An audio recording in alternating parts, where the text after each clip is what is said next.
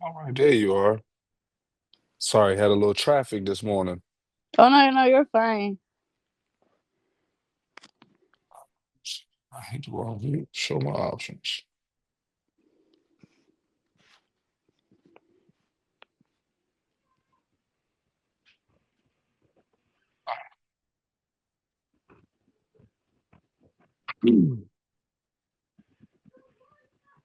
All righty, so this is the book. So are you logged in from your phone?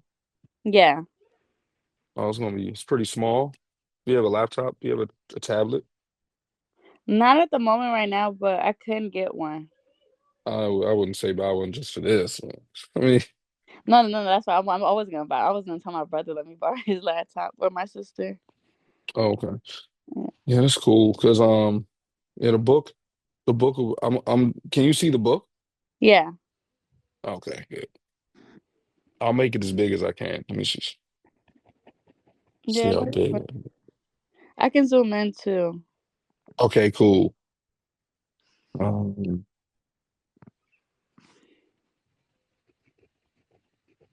Yeah, I was looking at the book the other day, just reading the first like section, what you like think about it? the history. Hmm. Yeah, it was interesting. I didn't know some of it and like how far back barbing went. Yeah, barbering is pretty ancient. Yeah, so that was pretty cool. Like they even brought it like in the like the Bible too. I was like, oh my gosh, like that's pretty cool. Hey, well, shoot, tell me some stuff. Tell me some stuff. So yeah, you mentioned that the Bible. Yeah, like it was saying that Moses was talking about the beers and like how um the barbing name came from like Greek, I want to say, and what else? How like the like Egyptians people were like using the like they found like the combs in the like the tombs the tomb like the tombstones whatever like Hmm. the cave and um how like people it goes by like religion or like where they're from. So some people would like have to cut their hairs to like so the evil wouldn't come like for Hmm. evil spirits, and then some like do they don't cut their hair so like so that the bad evil spirits can stay away or they can keep the good evil. Um. Yeah. So yeah. What So did you get all the way through that chapter? Majority of it, yeah. Oh, I word. I didn't finish, but I was like looking through it. Okay, so you got all the way through like the introduction and Yeah, all that. You yeah. know what a barber surgeon is? I didn't get there yet. Okay. All right, I'll start from scratch then, just Yeah, to kind of brush up on what you read already. yeah. All right. Let's see. All right. Why? I need to make my screen larger for me. Because my eyes are too old now. Let me see. Yeah. All right. Well, boom. All right. So the learning objectives for this chapter, of course, after this, you'll be able to discuss the evolution of barbering and the origin of the word barber, which you already mentioned. You'll be able to describe the practices of the barber surgeons and the meaning behind the barber pole. Did you get to see that part? No. Okay. Identify the organizations responsible for advancing the barbering profession and explain the function of the state barber boards and recognize the resurgence of barbering in the 21st century and the wealth of opportunities available to you, the new barber. Okay. All right. So, the intro. Um, Barbering is one of the oldest professions in the world, whether from a sense of aesthetics or because of religious conviction. Virtually all early cultures practiced some form of beautification and adornment, given archaeological evidence found in painted pottery, early sculptures, and burial mounds. As civilization advanced, so did the barbering profession, developing from its beginnings as cultural and tribal necessity to the art form it is today. I don't like the fact they called it an art form, like art form today. I mean, yes, but it also is for me it still is like a cultural necessity. Like we still have to like get our hair done. Like depending on your culture, like white people wear their hair one way, black people wear their hair one way, Hispanics wear their hair certain ways, and so do Asians. That's Yeah. from my observation. Like we all can't wear the same style. So like I think I don't like the fact that they called it art, but I guess it's an art, but that's what they're saying there. All right, so why study the history of barbering? Um, I used to coach basketball, and I like to tell people in order to be great at basketball, you have to like study the people that played before you. So I feel like you got to go back to the history and go back to the roots of things before you can, do it yourself. For example, I don't know if you know about basketball. You know anything about basketball? I used to play basketball in middle school, but that was it. Oh, okay. Well, I mean, I guess to make it easy, everybody knows LeBron James. Yeah. Kids today, they can't, I don't think they should be playing basketball if they don't know who LeBron James is or what LeBron James does. They have to Yeah. have some way to look back and mold their skills after somebody that played before them. You're not just going to pick up the ball and be, oh, this is how I do it. You're going to see somebody and be like, oh, I want to do it like that. So that's why studying the history of barbering is important. Barbers should study and have a thorough understanding of the history of barbering because barbering is one of the oldest documented professions. Understanding its evolution can provide you with an appreciation for prominent role it achieved in different cultures throughout the ages. Also, knowing the history of your profession can help you predict and understand upcoming trends, and then having a clear picture of how modern barbering organizations and regulations developed gives you a better idea of where you fit into the profession at large and what is expected of you as a barber. So kind of the same thing I was saying. If you don't really pay attention to the history, then you don't know what you're doing or you don't know why you're doing it. And you may not figure out, oh, you know what, this is how I should do it. Barbering's a little different, but you get it. Yeah. All right. Understand the history of barbering. After reading this, you'll be able to discuss the evolution of barbering and the origin of the word barber. All right, quite simple. Barbering comes from the word barba, Yeah. B-A-R-B-A, and that Okay. means beard. It's a Latin word. Latin. Most of our, yep, Yeah. most of our language comes from Latin, and that's where they got the word barber from. Um, So, you already know that it, stretched back through millennia. You already know that, um, we have different kinds of technology. So, although those technological developments, like metal shears, clippers, and electricity, have advanced the barber's profession, it's been standing the test of time. And throughout the years, it's been changed through tradition, cultural trends, and then shifting political influences. All right. Ancient cultures, archaeological studies from around the world have shown that haircutting and styling were practiced as early as the glacial age. The simple implements used then were shaped from sharpened flints, oyster shells, or bones. Animal sinew or strips of hide were used as adornment or to tie the hair back, and braiding techniques were employed in many cultures. So the styles that we do, they're nothing new. They've been doing them for years, and you guys have just gotten great at braiding. All right. Many primitive cultures maintained a connection between the body, mind, and spirit. This conviction translated into superstitions and beliefs that merged spirituality, religious rituals, and medical practices together in an integrated relationship. For example, some tribes believed that both good and bad spirits entered the individual through the hairs on the head, and that the only way to exorcise bad spirits was to cut the hair. In another similar religious ceremony, long hair was worn loose to allow the evil spirits to exit the individual. Then, after ritual dancing, the barber cut the hair, combed it back tightly against the scalp, and tied it off to keep the good spirits in and the bad spirits out. So, sounds a bit like what voodoo Yeah. when they cut it off.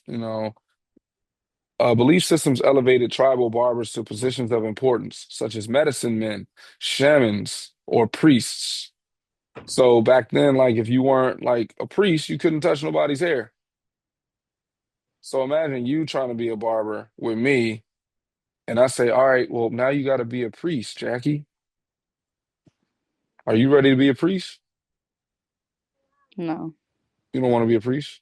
Mm-mm. Not yet. Not yet. He said, not yet. All right. So the Egyptians are credited with being the first people to cultivate beauty in an extravagant fashion. Excavations from tombs have revealed such relics as combs, brushes, mirrors, cosmetics, scissors, and razors made of tempered copper and bronze, like you said already, like you saw. There's that comb. I have a beard comb that looks like that. That's weird. Really? Yeah, it looks just like that, That's funny. like exactly like that. And it's made of wood. Coloring agents made from berries, bark, minerals, and other natural materials were used on the hair, skin, and nails. Eye paint was the most popular of all cosmetics, with the use of henna as a coloring agent, first recorded in 1500 BC. And you know BC means what? I don't know exactly when I just know it was back then. Before Christ. That's what Oh, BC but is. before Christ, really? Yes, BC means before Christ. Okay. Yep. And you know what AD means, right? When you see AD, After Christ? yes, after Christ, but after death. They like mark history like before Christ and after death. Okay. I- Isn't that wild? Yeah. Tells you something about God. And Um, we're really big on that. Like my mom, I grew up religion, so I always hearing about the Bible and stuff. yeah, it's like it's everywhere. Yeah. The whole world follows it. A lot of people kind of move around and all the religions change and a lot of people Yeah. add new stuff. But That yeah, too, yeah. for the most part, like the whole world follows it. And that's proof right there. Like BC and AD, the whole world follows that whole time system. Hmm. All right. So the use of barbers by Egyptian noblemen and priests 6,000 years ago is substantiated by Egypt's written records, art, and sculpture. So, when you're looking into the tombs, you know, you're going to see pictures of people cutting hair like you see there. Yeah. That's like you see the people having their hair cut right there. There's me, the barber. It's like, Yeah. and they're waiting. Who's next? There's you cutting some hair. All right. So, um, high-ranking men and women of Egypt had their heads shaved for comfort when wearing wigs and for the prevention of parasitic infestations. Every third day, the barbers would shave the priests' entire bodies to ensure their purity before entering the temple. So every 3 days, these people had to shave their whole body before they could enter the temple. Okay. The work of the barber Merimot. Do you have a notebook? Yeah, I do. Okay, good. Um, Jot down when you see these vocab words, even though like throughout the week you're gonna like have homework. Um, then you're gonna have to jot down these vocab words, but make note of some of these things, especially the things they highlight. But Merimot, Merimot was apparently held in a particularly high esteem as his image was sculpted for posterity. Do you want to know why, or do you know why Merimot is held with high esteem? No. Well, essentially, they're saying like he low key is like the very first barber. Okay. You know, that's why they. sculpted his image and they hold him with high esteem. So in some African cultures, hair was groomed with intricately carved combs and decorated with beads, clay, and colored bands. The Maasai warriors, for example, wove their hair into three sections of tiny braids and the rest of the hair into a queue down the back. Braiding was used extensively with intricate pattern, frequently denoting status within the tribe. So, shoot, depending on how good your braids are, it denoted your status. I mean, I feel like that kind of still is valid today. Like, depending on how good your braids are, then it kind of tells, like, I guess how much money you have or, what you do. If your braids are crusty, then it must mean you're not doing too much. Yeah. I mean, I wear dusty braids all the time, like, but I guess I ain't doing too much though. I'm chilling. All right. Um, so like you said, yeah, Moses is there. There's biblical passages that give insight to the state of the barber in the Middle East.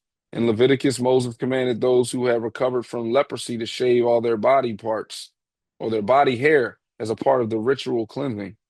Ezekiel refers to ancient shaving customs when he says, "Take thou a barber's razor and cause it to pass upon thy head and upon thy beard." Based on these other biblical references, it has been accepted that barbering was available to the general population in the Middle East during the lifetime of Moses, 1932 to 1272 before Christ. I'm sorry, I said 1932, 1392 to the circa 1272. So when you're counting BC, the time goes down as you get further in time.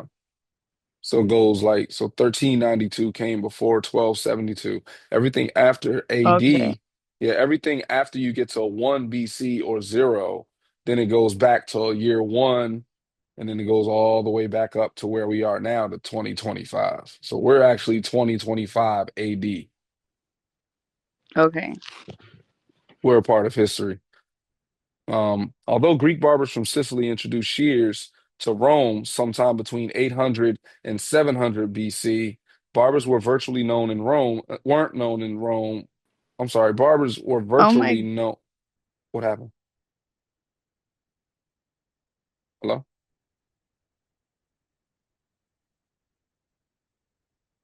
Hello? Oh, okay.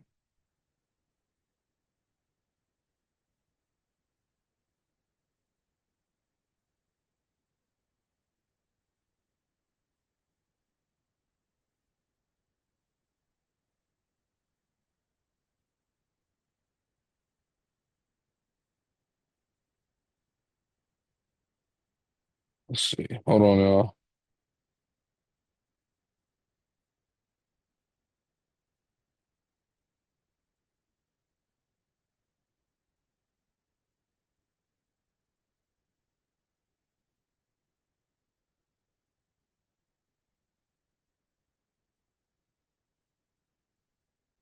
I heard her say, "Oh my God."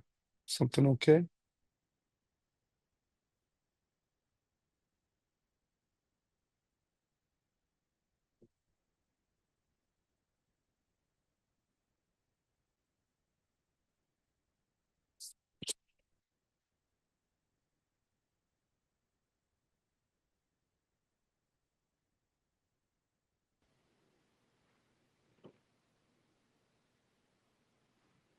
Can you hear me?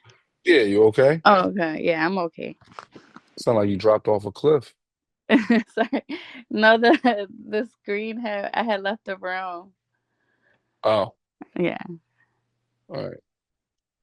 All right, so we stopped at. All right.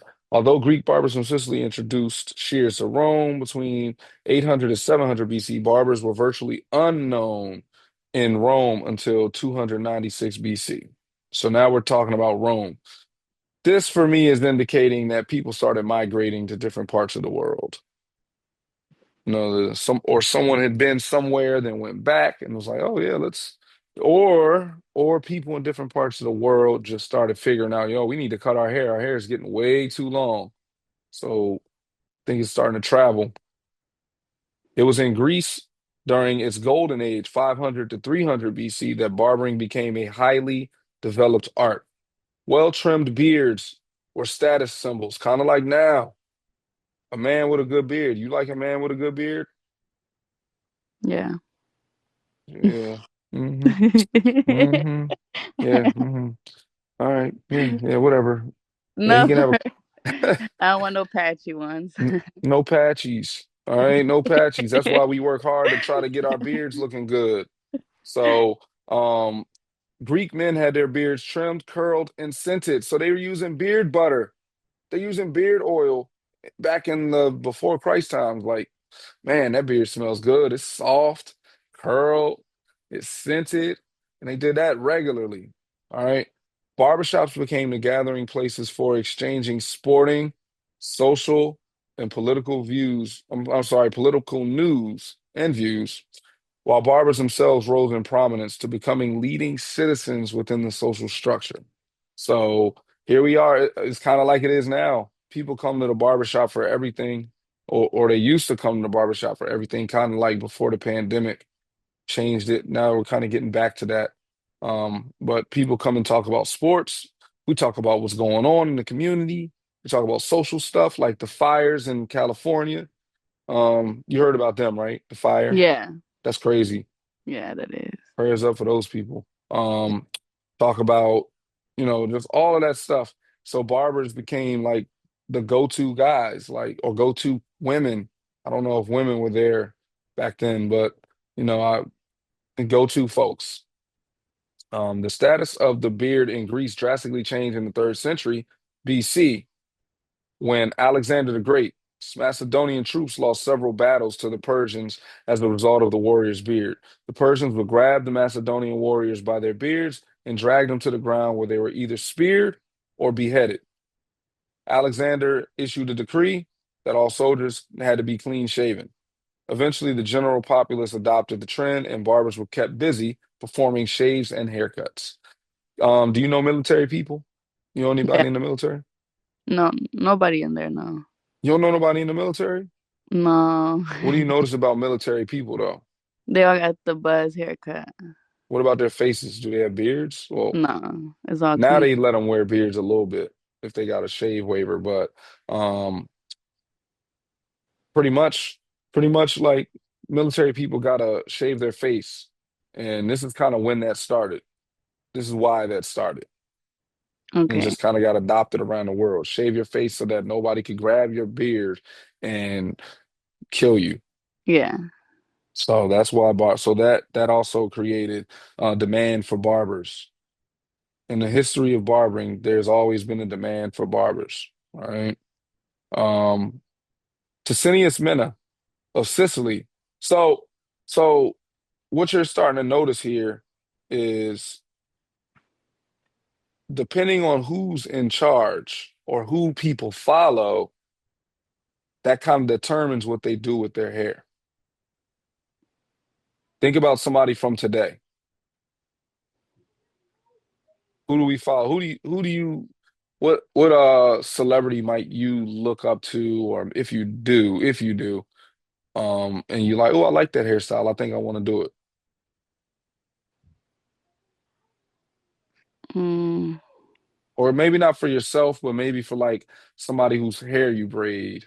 Do you look at anybody, or do they bring you somebody and say, oh, I want my hair like this, and it's a yeah. celebrity? Yeah. It'll be a rapper. They'll show me. Yep. So that's a person that is of prominence that dictates our styles. And here's the thing, like I've had cornrows for years, and I remember when I cut my cornrows off, I cut them off because everybody was growing their hair out. But while I had my hair, people were like, "Why do you still have cornrows? Why do you still have cornrows? Nobody wears cornrows. Nobody wears cornrows." I'm like, I don't, I like cornrows, but everybody started doing locks, and they were doing locks because of all the rappers had locks. Yeah. But then you start seeing rappers with cornrows. You start seeing NBA players start wearing cornrows again. And I can definitely pinpoint the time period where cornrows made a resurgence when Kawhi Leonard won the championship with the Toronto Raptors. He became popular again, and people were like, "Ooh, Kawhi Leonard." Then everybody started getting cornrows again. And I was like, see, we follow trends. So depending on who's in charge, then we follow trends. I'm gonna skip these two next ones, but the next one's name is Tasinius Mena. He's from Sicily, and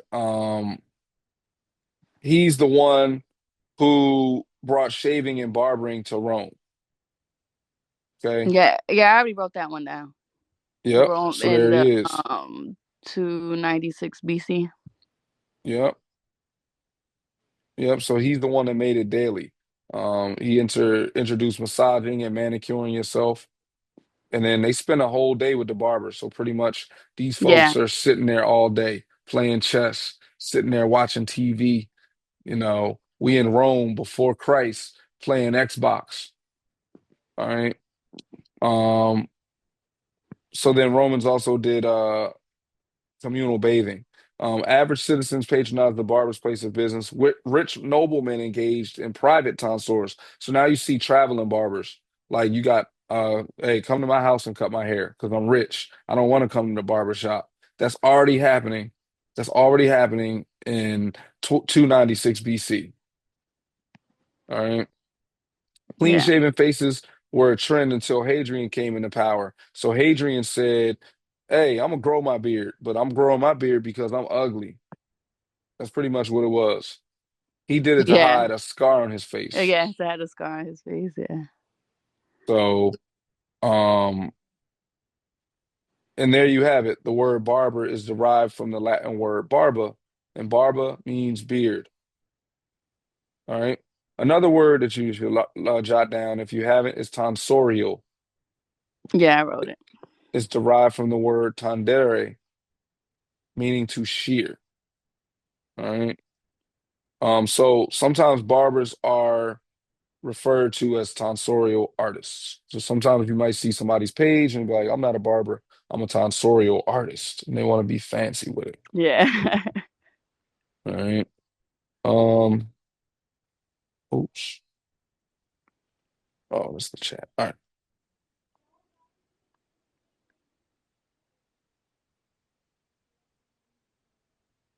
All right. So as we already know, like the customs and the traditions, we believe that clipping the hair would bewitch somebody. You ever like you know about any kids growing up that would have to cut their hair and they was like, yeah, I had to cut my hair because I got in trouble.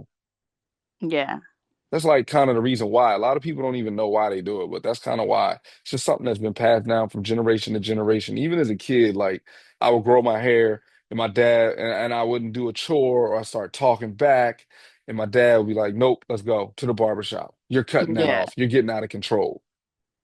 And I'm mad. I'm like, "I can do what I want to do with my hair." And then, but low key, that's why. All right, so that's why haircutting was reserved for priests, medicine men, or spiritual leaders of tribes. All right. Um, According to the Greek philosopher and mathematician Pythagoras, the hair was the source of the brain's inspiration, and cutting it decreased an individual's intellectual capacity. So the longer the hair, the smarter you are. Think about somebody whose hair is long and they're super smart. Do you know somebody? Anybody come to mind? Three, two, one. Asian. I don't know. Asians. I think Albert Einstein. Okay, yeah, He got that crazy wild bush. yeah. He Hmm. got to be at the long bush.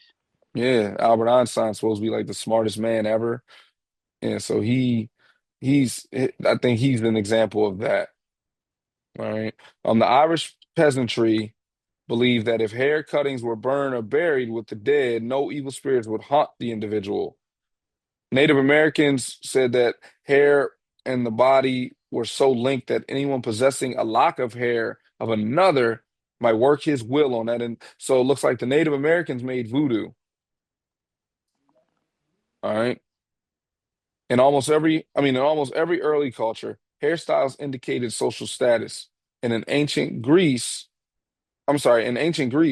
boys would cut their hair upon reaching adolescence, while their Hindu counterparts would shave their heads. It's telling me I'm running out of time. Okay, I got 9 minutes left on this one.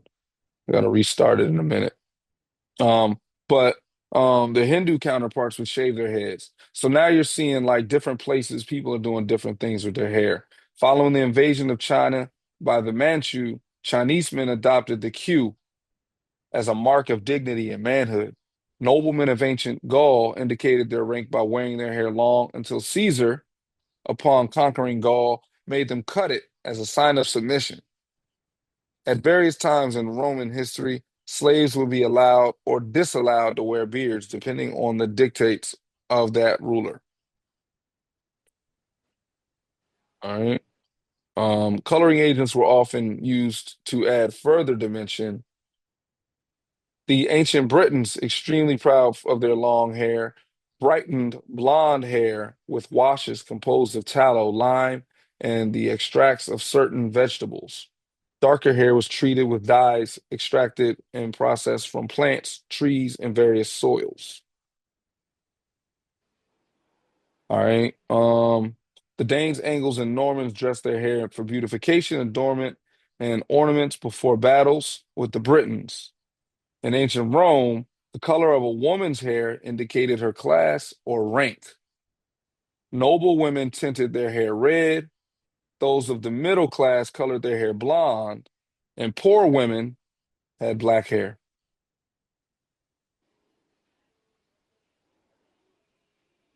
I'm pausing there because does that kind of like does that happen today at all?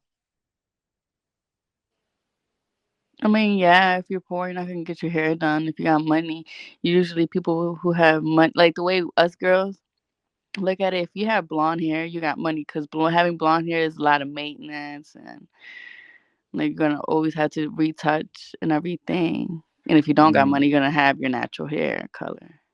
Or you just get black because it's cheaper. Yeah, That's that too. wild, right? Yeah. And red, like red is like, girl, yeah, you gonna have to keep that up. Like, Yeah, keep that up girl, too. Like, because and with ain't nobody's the hair is fading that out red. too. Yeah, because it fades out real fast too. It turns orange. That's why you gotta keep dyeing it too. Oh wow. So you know how to color hair, or you just like coloring hair?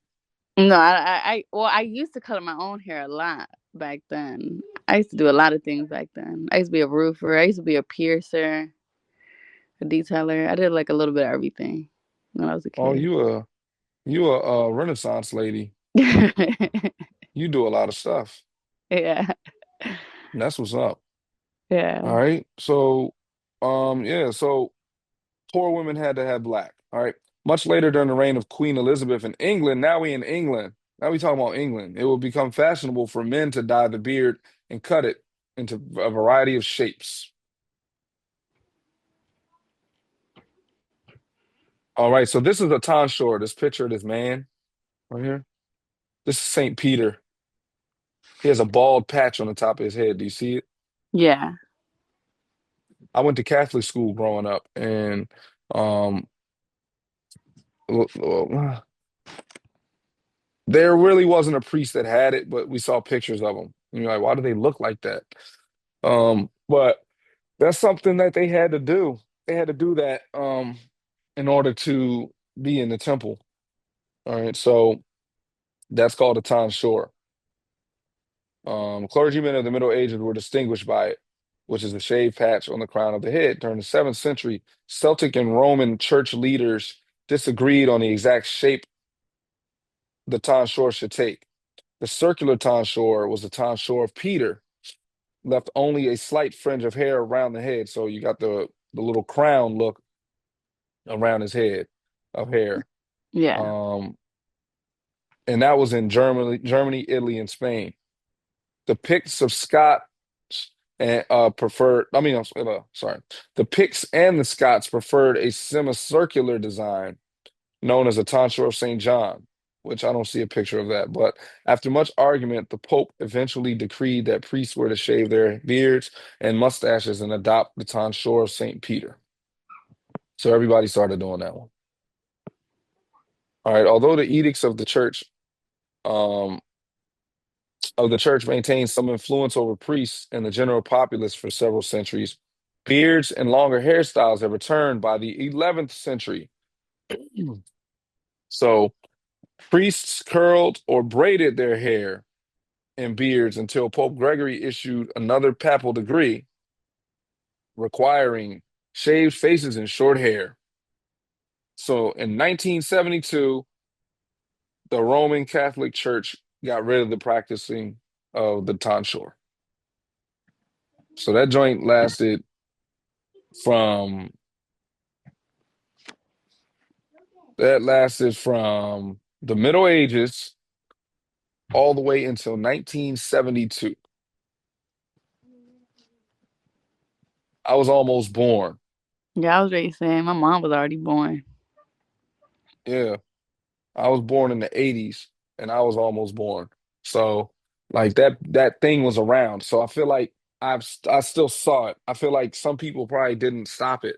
I feel like Yeah, it's still there. Like I've seen it in person. I know I have. And I'm like I might be like in New York or something and you see somebody with a robe and the little with the little rope around it with the tonsure. And I'm like, why does his hair look like that? And I didn't know. I've seen it in person. Like it's not something that actually stopped. So it probably took a while to get there. But some people, even though like just like when they abolished slavery, some people still had slaves. I'm pretty sure if they abolished this, then people still had a tonsure. yeah, All right. Most rulers and monarchs became trendsetters. Here we are. We already said that, right?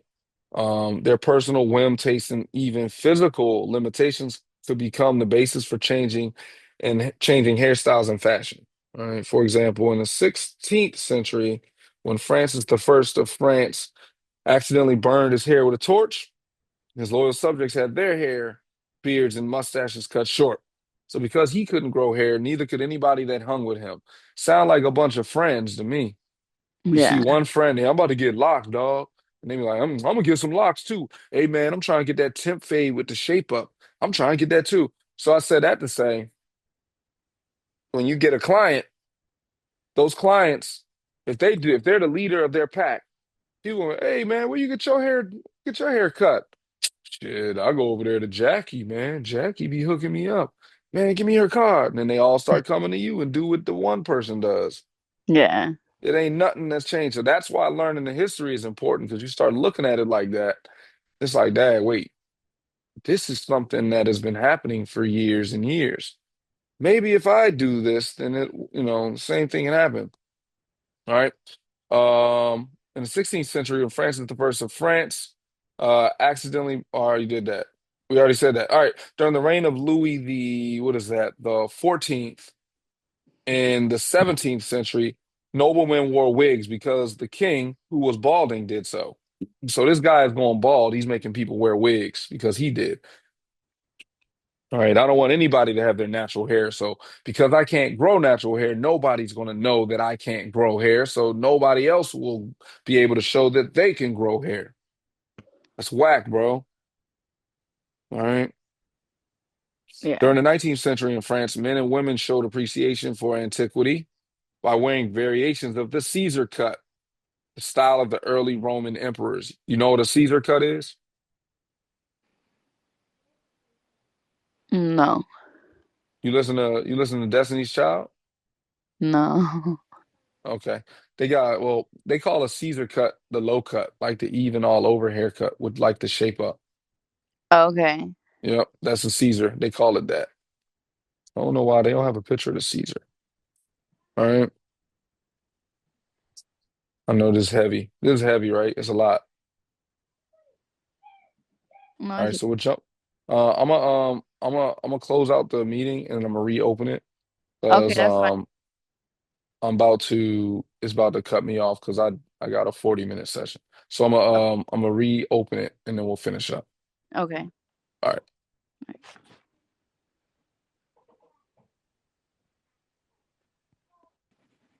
Let's see. All right, bet. All right, so all right. I promise I won't take too much more of your time today. Um, No, you're fine.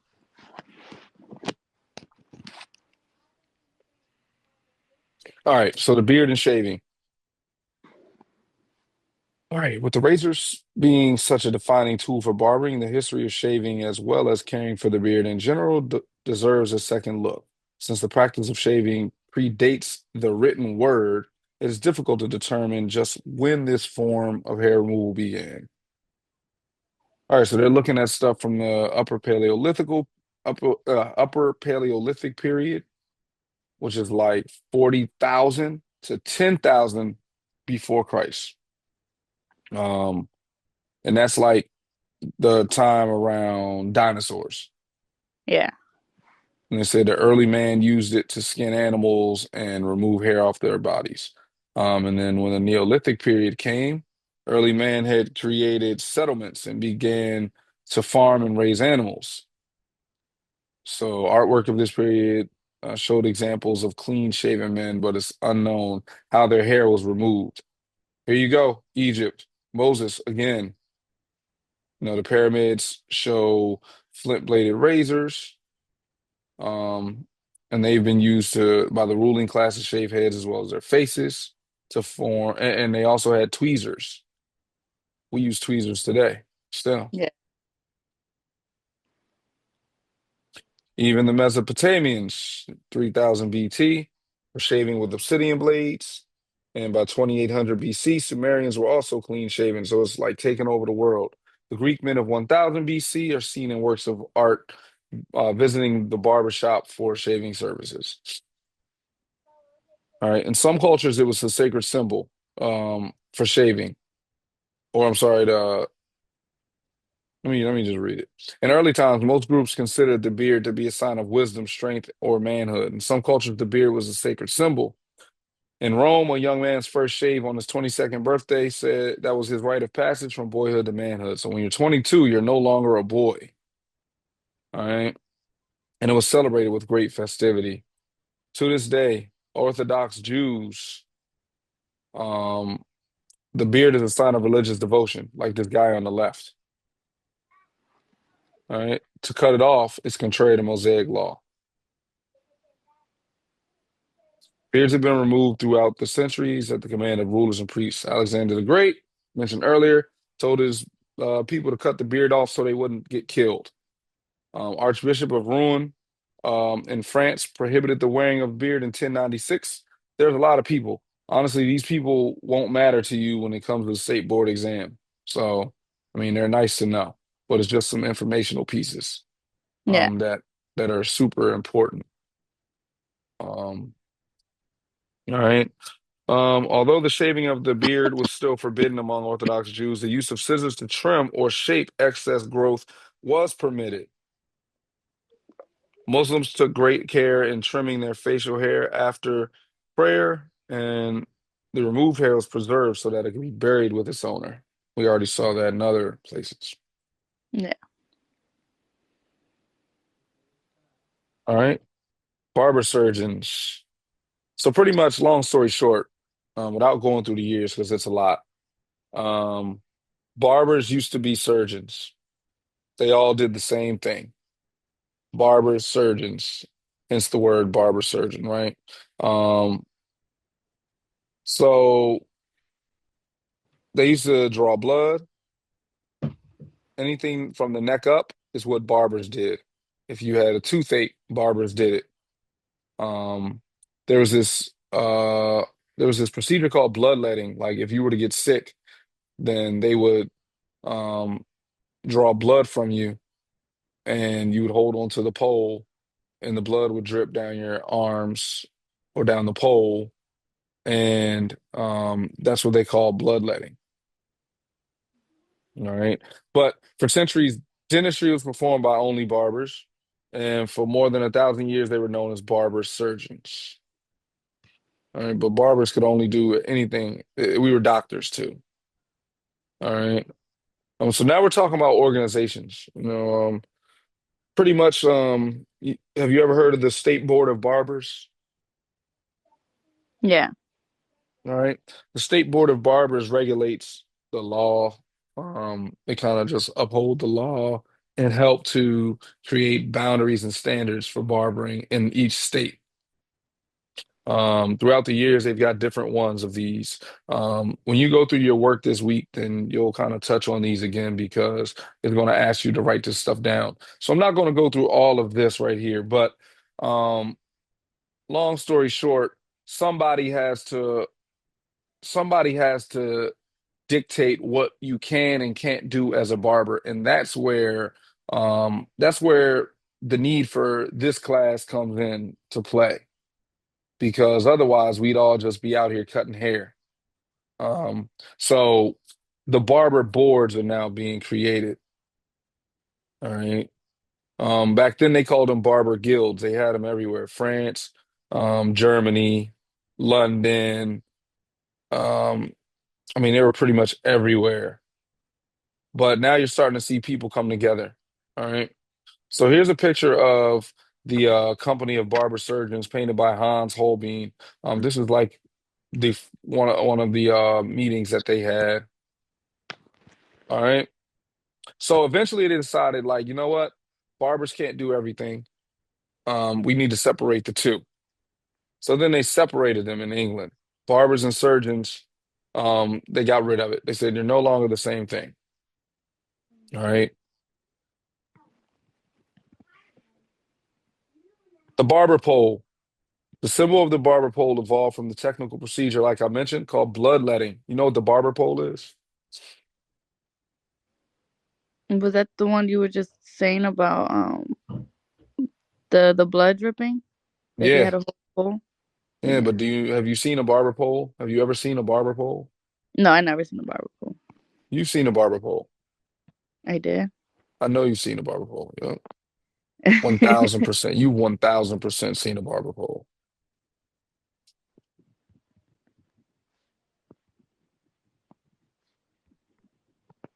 You looking it up? I was writing it down, the barber Oh no, pole. I got you. I'm gonna bring up an example of a barber pole. Watch this. You're gonna be like, oh yeah, I definitely have seen a barber pole.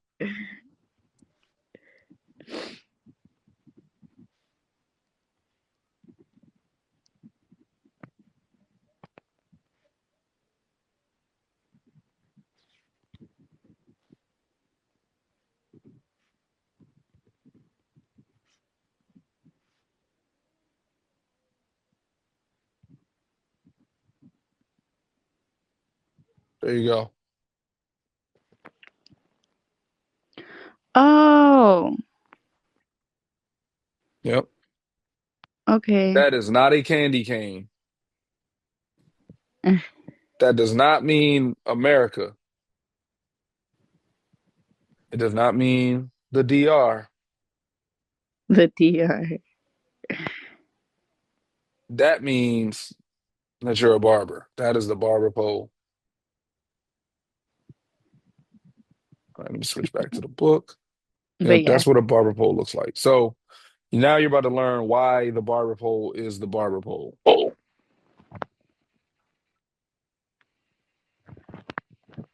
right. So it evolved from the technical procedure of bloodletting performed by barber surgeons. The pole is thought to symbolize the staff that the patient would hold tightly in order for the veins in the arm to stand out during bloodletting. So the patient would hold the arms. I mean, they would hold the pole, and then their arms would get veins. All right. The bottom end cap of the modern barber pole represents the basin that was used as a vessel to catch blood during bloodletting. The white stripe, the white stripes on the pole stand for the bandages that were used to stop the bleeding, and they were hung on the staff to dry. The stained bandages would then twist around the pole in the breeze, forming a red and white pattern. All right, so they're saying that the red represents blood, blue represents veins, and white represents the bandages. Yeah. So later on, when they did the Barber Surgeons Company, barbers were required to use blue and white, and then surgeons had to use red and white. So when they separated the two, then in order to be a barber, you use the blue and white pole, and that's how you put that. And people would say, "Oh, he's a barber." Or if you did red and white, then you know, oh, that's medical. Kind of how it is now. Like red and white is medical. You see the white, the red cross. Yeah. Okay. Do me a favor, wake up Nala, please. She's sick. Okay. All right. Um, so that's what that means. When you see it, there's a picture of it. Boom. There's a red and white one right there. That's medical. Okay. Yeah. I wrote it down too. But all right. It's also thought that red, white, and blue displayed in the United States gave deference to the flag. No, it does not. Does not mean we are in America. All right. Hold on one second. Hmm.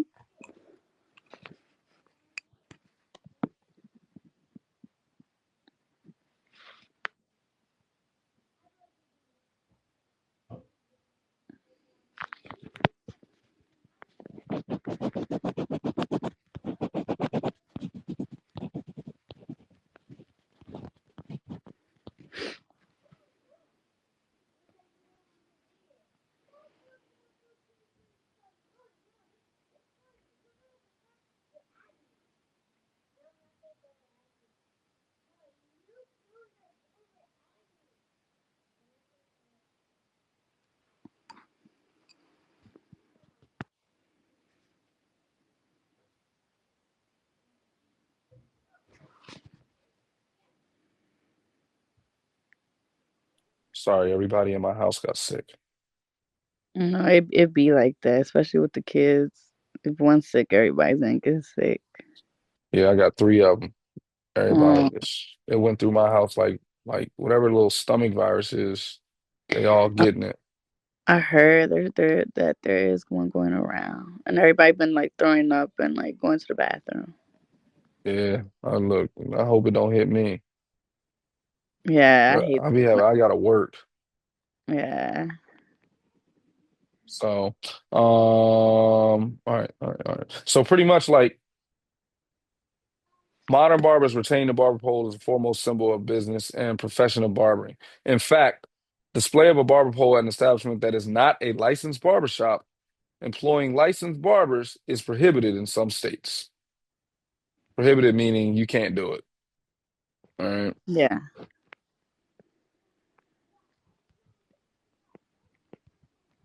What's he doing?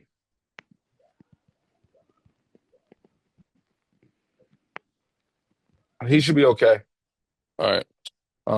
Under modern barber organization. All right. So now we have the state board. You'll jot these down, these definitions of the master barber groups, Yeah. and the journeyman barber groups. Um, but they're employer organizations. All right. So pretty much you have to regulate our profession. You can't just go cutting hair. You can't just say I'm a barber.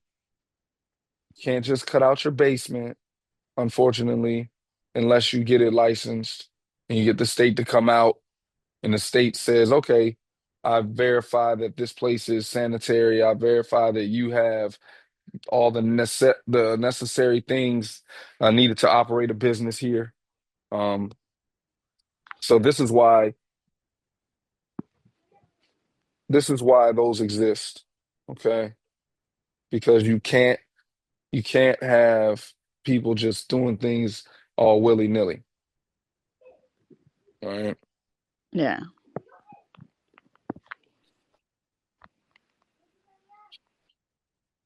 All right.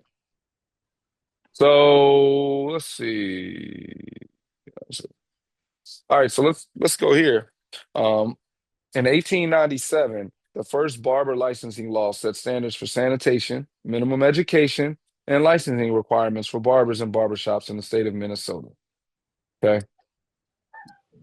Now you're looking at in the 1800s, now there is a test. Now you've got something that says, all right, in order to cut hair, you got to sit on this class with Channing and get these hours.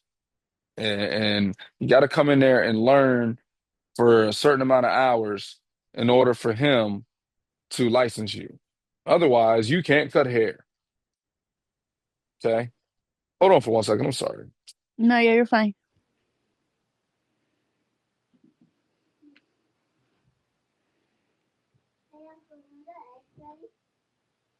All right. So, um, And that happened in the state of Minnesota.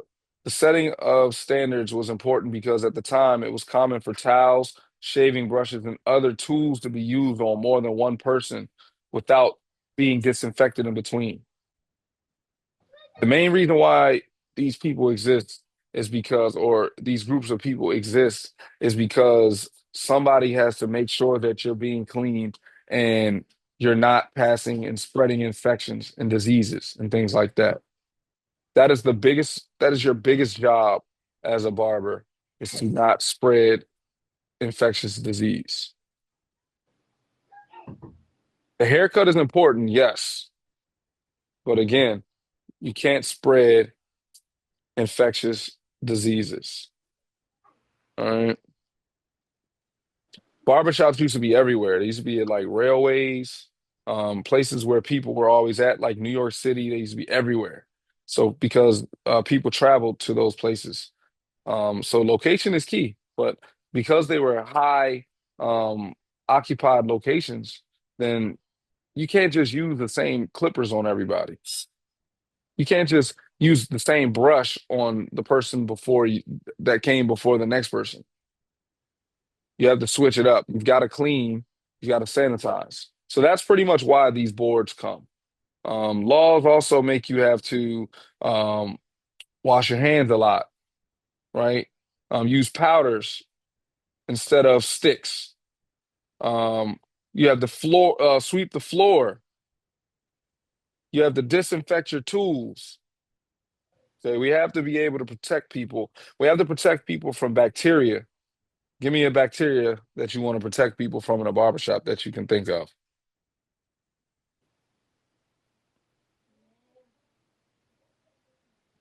Um,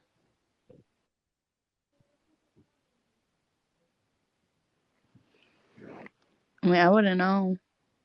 You know, Only thing I could think of was probably lice. That would be it. yeah, yeah. Give me another one. There's another one that people catch. I know they can get fungus, like Yeah, ringworms, ringworms. I forget of that. I forgot about that one. herpes On the head? in the mouth Oh, that is true. Yeah, yeah. I forgot. if you shave his lip. Yep, Yeah, I see it was lip. yep, yep, Oh, well, yeah. Then and any like transmitted disease through the mouth too. yep. Yeah. So this is why the state board came about Yeah. because somebody had to say, "Yo, you can't cut hair unless you learn how to prevent these diseases." All right, Yeah.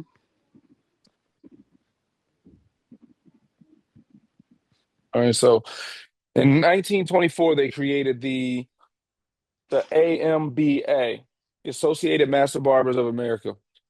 All right. And then they changed themselves to the AMBBA once they got beauticians. So they added it, the AMBBA, Associated Master Barbers and Beauticians of America. Okay. They started creating councils. Um, and then they created the requirement for barber schools and barber instructor training. And they established a curriculum. And that made people have to pass the licensing laws they had to start passing state licensing laws. So now you're looking at states start to adopt laws because at first, it was just a group of people saying, hey, you got to follow these laws. But now you got each state individually doing it in the United States. Um, so then in 1927, the AMBBA, um, they formed the National Association of Barber Schools, and that created a standard kind of like how this book was made. Like a bunch of barbers came together and said, "Hey, we need to put this book together. This is the book that's going to be the book that every barber needs to learn from in the nation." And um, that happened in 1927. All right. So then in 1929, the National Association of State Board of Barber Examiners was created. to solidify the qualifications required for barber examination applicants. Excuse me.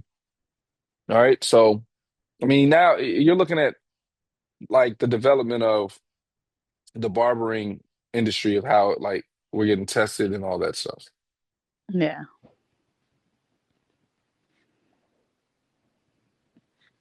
Let's see. More important stuff.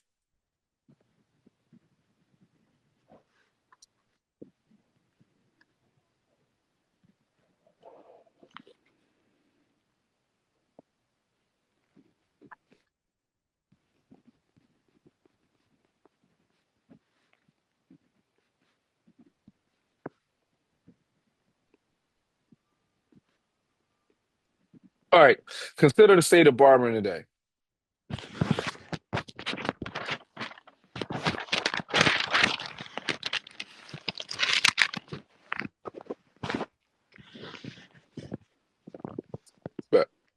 All right. So in this chapter, we discuss the progression of barbering from prehistory through the regulatory agencies of the 20th century. As a profession, barbering has risen from its localized tribal beginnings to provide indispensable haircutting, styling, and shaving services across the globe. Barbers have served as surgeons, dentists, and wig makers. The profession has been shaped by advances in technology throughout the centuries, from the earliest shears to the manual clipper of the 19th century to the high quality electric tools and social media available today. Barbers have continuously had to respond to trends and political developments in order to maintain their profession and their livelihoods. Some of these changes have presented challenges. Kings who mandated the wearing of wigs, for example, while others have served the profession in a beneficial way. Some noteworthy improvements to barbering over the past century include the following: implementation of regulatory and educational standards, improved hygiene and cleaning practices in the barbershop, availability and the use of better implements and tools, mandatory study of anatomy dealing with the head, face, and neck, study of products and preparations used in facial, scalp, and hair treatments. Uh, as a student of barbering, you are now a member of this profession with its long and established history, the past 50 years of which has experienced more change than what a history of organizations and standards alone suggests. The 1940s and 1950s represented the heyday for American barbershops, with many men visiting their neighborhood shops every 2 weeks to maintain a clean cut appearance. However, February 9th, 1964 marked a symbolic but crucial turning point in the barbering industry.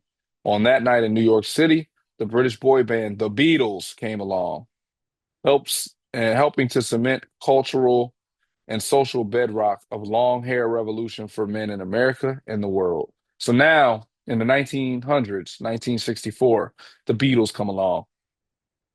All right. And the Beatles are wearing long hair. They're wearing that Justin Bieber look. You know who Justin Bieber is, right? Yeah. You were born in 2000. No, 99. 99. Yeah, so Yeah. I made you it know just in Justin. time. I know. You got 1 year to 90s. So Justin Bieber comes along. Like it was the same thing. Like all the kids had the Justin Bieber look. And that's what happened when the Beatles come along. You know who the Beatles are? Yeah, I love them. For real? Bet. So yeah, the Beatles are there. All right. John, Paul, and Ringo, right? Yeah. That's their names, Yeah. in case you didn't know. But when they showed up on the Ed Sullivan show, that's when everybody was like, ooh, I'm gonna wear my hair like this. All right. This revolution in style is also linked to political movements, which is the hippies. You heard of the hippies? Yeah. Yeah, so the hippies were like resistance to the Vietnam War. And then their hair got longer and longer. They would wear their hair down their backs and smoke a lot of weed. That's what the hippies did.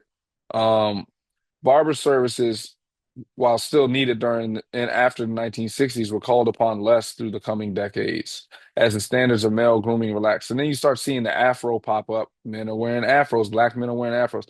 Um, I don't know what Hispanics were wearing in the 60s. You might want to ask your relatives, like some of your older relatives. They don't seem to have documented any Hispanic culture in here, which I think is Yeah. kind of crazy. Um, Seeing that that's a part of the world. So that would be nice to know if you could probably find out from like your abuela. You call your grandma your abuela. Yeah, she died. She died? Yeah. Do you have a great grandma? Nah. Anybody old? I mean, my mom's 60.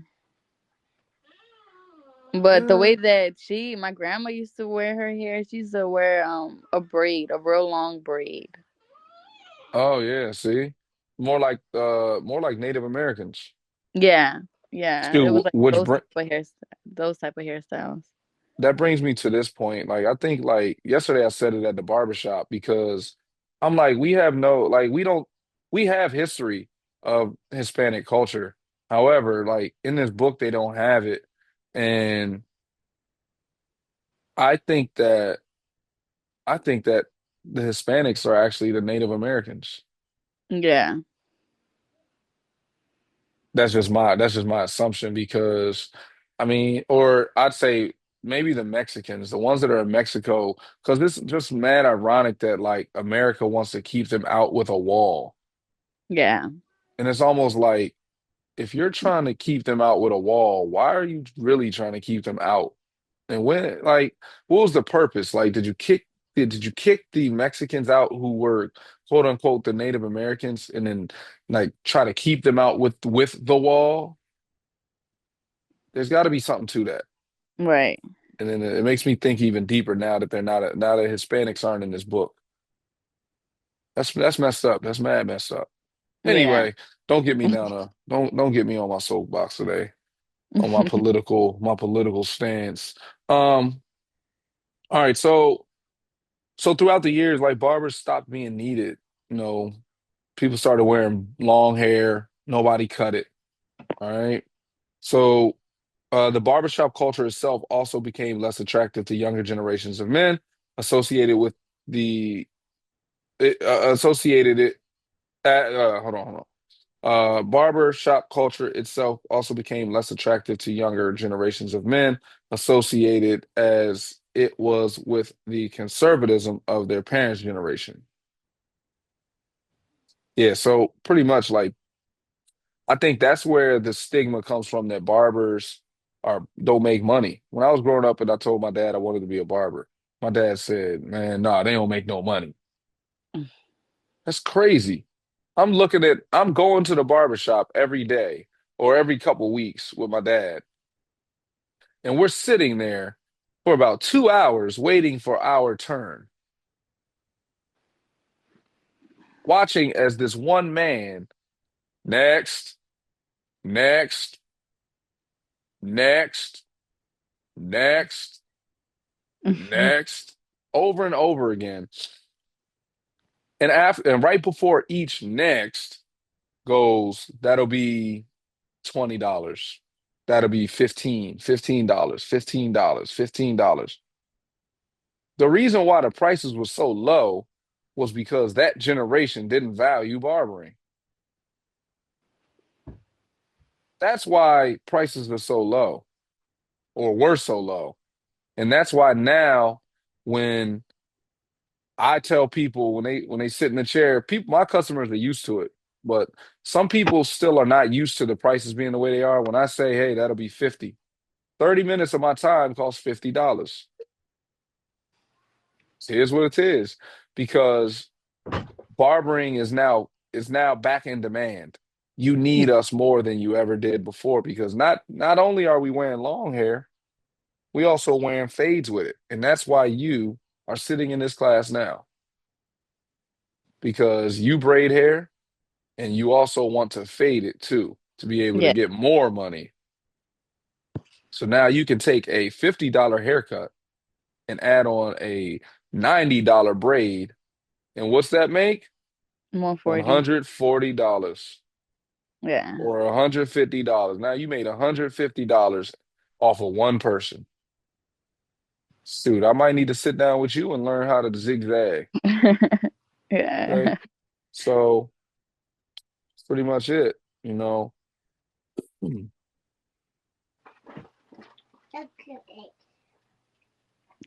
So now you're starting to look at unisex salons happen because long hair comes along. So barbers had to adapt. Now it's like, you know what? Let's create a unisex salon. Um, but that further threatened the livelihood of barbers, and it took clients away from the fast and cheap haircuts. All right. On the other end of the spectrum, full service salons and spas rocketed into popularity in the 1990s, drawing even more men away from the barbershop. Think of a full service salon or spa like Sports Clips or Bubbles or Hair Cuttery. Like those places, they offer cheap services and they do everything. So people start, oh, I'm going to there, I'm going there. But one reason they go there is because of how they operate. I wouldn't even say it's because of the price. I think it's because everything is more so uniform. And we'll get to that at a later time. But that's kind of how I run my business the same way they do. All right. So after the turn of the century, um, the resurgence in barbering took place, and barbershops opened and they began to franchise. All right. Salons and spas of the 1990s lost attractiveness, and barbershops could offer the atmosphere geared more towards males. All right. So it should not discount the diversity that barbering had been gaining since the 50s. All right. You're starting to see women come in. All right. By 1985, over half of all barbering students were women. What's up, Jackie? All right. Yeah. Now, you're seeing a lot of women get into barbering. Men want women to touch their hair. Yeah. No. Like some men prefer a woman. They don't know it yet, but that's why we're gonna make you like super good at cutting hair and doing these barbering techniques. And And men, that's kind of what I already deal with now. Like a lot of people just book appointments just to see me in person, which is fine that's because and I'm gonna still get paid. Like, that part. And that's good that you know that because, the book gets into that, talking about your appearance, like what will attract people to you. Coming in yeah, the barbershop looking dusty and crusty, people are like, I don't want to go to that person. But if you come yeah, in I don't trust looking, that person. yeah, like I don't want, They got their you more stink. fucked up. Yeah, Yeah, you don't want to smell like doo doo.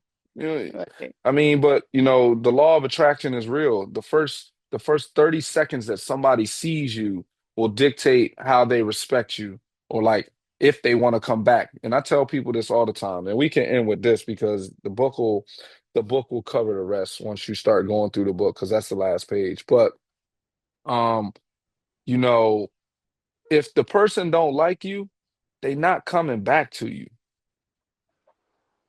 Bottom yeah, line. I'm not saying go and flirt with the clients, but butter them up, make them yeah, feel great, make them feel good when they're in that chair. Like when I see people, I see somebody, I see one of my women clients come in. All right, Ashley, I see you looking good today. Well, man, come on and get this cut. You're gonna look even better. I'm right, flirting with you. I'm flirting. Not to the point where it's sexual, but I'm right, flirt. I'm flirting with you because I'm not flirting with you. I'm flirting with your money. right, yeah, yeah, yeah, Okay, that's the trick to the trade. And once you can learn that, you'll be endlessly paid. That's that's the bottom. That's barbering right there. Sanitation, your hygiene, and then the haircut or hairstyle and the way you make that person feel. That's what's gonna keep you paid. But you on to something. You already understand it. You already understand how people book with you because they want to see you. yeah, That's dope. Yeah. So throughout the week, what you're gonna do, at the end of the chapter, okay, they've got the vocab words. You see them? yeah, All right. You're gonna just jot them down in your notebook. All right. That okay, jot down the vocab word and jot down the definition next to it because the more you write it, the more you understand it, the more it sticks to your mind. And then you're gonna do these 10 review questions. Okay. Um, I'll send you the link for the Apprentice portal so you can log in and well, actually, I'll put the link on your homepage when you log in. okay, So that way you can just click and submit. That should be up there by tomorrow. Okay, that's fine. All right. All So right. shoot, if you need anything, man, feel free to call me or text me. Yeah, Um, of course. but congratulations, welcome to the class, and I'll Thank talk to you. you later. I appreciate it. Thank you so Appreciate you. much. All right then. See you soon. All right, bye bye. All right, bye.